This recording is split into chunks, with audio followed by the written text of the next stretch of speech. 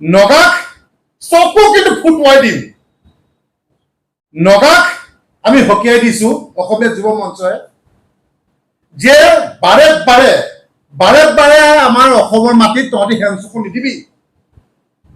সিদিনা যোৱাকালি আমি দেখিলো উৰিয়াংগত বিদ্যাপুৰ মধুপুৰত পাহাৰৰ পৰা প্ৰায় 50-60টা নগা দা চা লৈ নামি আহি পেলাই কি কৰিছে যে আমাৰ মুখ্যমন্ত্ৰী ডাঙৰীয়াই যিখিনি মানুহ অবৈধ বেদখলকাৰীৰ পৰা উচ্ছেদ কৰি মাটিখিনি লৈছিলে সেই মাটিত কি কৰিবলৈ গৈছিলে বৃক্ষৰোপণ কৰিবলৈ গৈছিলে আমাৰ বনকৰ্মীসকল।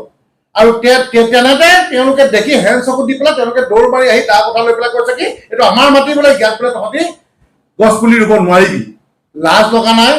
পাহাৰে ভৈয়ামে গোটেইখন তহঁতক মাটি দিয়ে থোৱা আছে, আকৌ আমাৰ অসমৰ মাটি হেন চকু।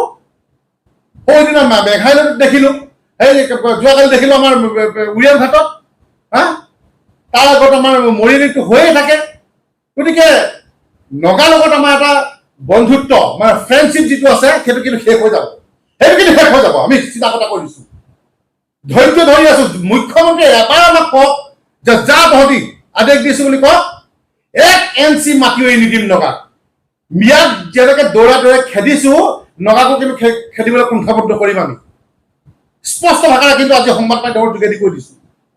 আৰু মুখ্যমন্ত্ৰী ডাঙৰীয়াক আপোনাক অনুৰোধ জনাইছো, আপুনি যি ধৰণে আপুনি অবৈধ বিদেশী বা বাংলাদেশী ক্ষেত্ৰত যিদৰে মাত মাতিছে, যেনেকে আপুনি উচ্ছেদ কৰিছে, ঠিক তেনেদৰে এই নগা ক্ষেত্ৰতো আপুনি মাত মাতক। কেন্দ্ৰীয়ত আপোনাৰ চৰকাৰ, অসমত আপোনাৰ চৰকাৰ, নগালেণ্ডক মাতি আনক, নগালেণ্ড চৰকাৰৰ লগত যোগাযোগ কৰক, এখন বৈঠকত মিলিত হওক, প্ৰয়োজন হয় কাটাদাৰ লগাই দিয়ক বৰ্ডাৰ।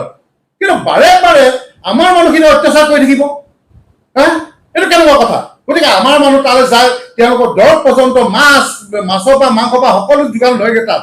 তেতিয়াও আমি শুনো যে তাক তেওঁ ঠপৰিয়াই মেলি মাৰপিট কৰিবলৈ কেতিয়াবা পঠিয়ায়। টকা 10,000 যদি আমাৰ নগালেণ্ডৰ পৰা কোনোবা অসমৰ ল'ৰাই লৈ গুচি আহে, তেওঁলোকৰ নগালেণ্ড পুলিচ আহি আৰক্ষী আহি পেলাই ইয়াত কি কৰে, আমাৰ অসমৰ আৰক্ষীয়ে সহায় লৈ পেলাই ল'ৰাক এৰেষ্ট কৰি পেলাই আমি লৈ যোৱা দেখিছো। কিন্তু আমাৰ আজি অসমৰ ক্ষেত্ৰত কি হ'ল যে আমি হাত জোৰ কৰি পেলাই আমি পঠিয়াবলগীয়া হ'ল যে যক আমাৰ এৰি দিয়ক বুলি। কিমান দুখৰ বিষয়। আমাৰ পুলিচ প্ৰশাসনক বা আমাৰ অসমীয়া মানুহক কিন্তু তেওঁলোকে ৰঙা চকু দেখুৱাব, খন চকু দিব, চকু ফুটুৱাই দিম, চকু কিন্তু ফুটুৱাই দিম।